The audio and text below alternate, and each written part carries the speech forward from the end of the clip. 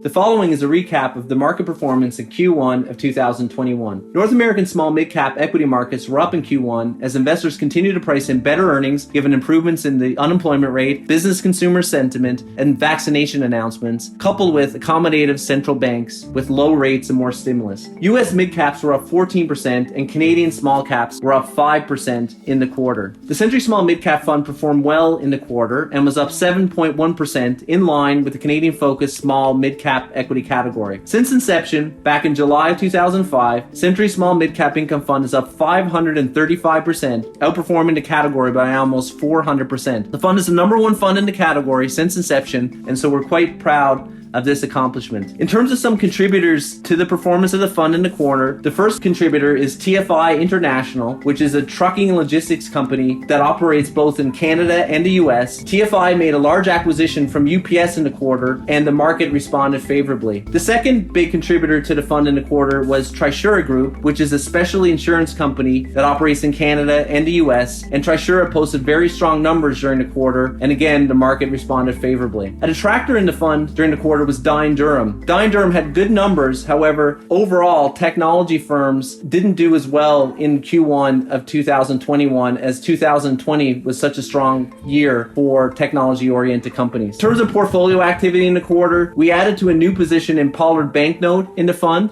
Pollard Banknote is one of the 3 licensed manufacturers of scratch cards and is the most profitable. They also have significant exposure to online gaming in the States. And finally, one of the names in our portfolio was purchased by Goldman Sachs Group during the quarter, and the company is called People Corp. In terms of our outlook, despite a recent resurgence in active cases of COVID-19, we remain positive about vaccination rates in the United States and Canada. We believe that this will allow global activity to return to normal sooner than some market participants expect. We are well positioned for the reopening with names like Boyd Group, Points International, and Sensata. We have a positive outlook for many small cap companies that have not seen their valuations recover to the same extent as large cap peers. We remain slightly biased towards a faster recovery in the United States. However, Canadian businesses offer a greater discounts to estimates of intrinsic value. And finally, we will continue to focus on owning businesses with competitive advantages and free cash flow growth over the long term. Thank you.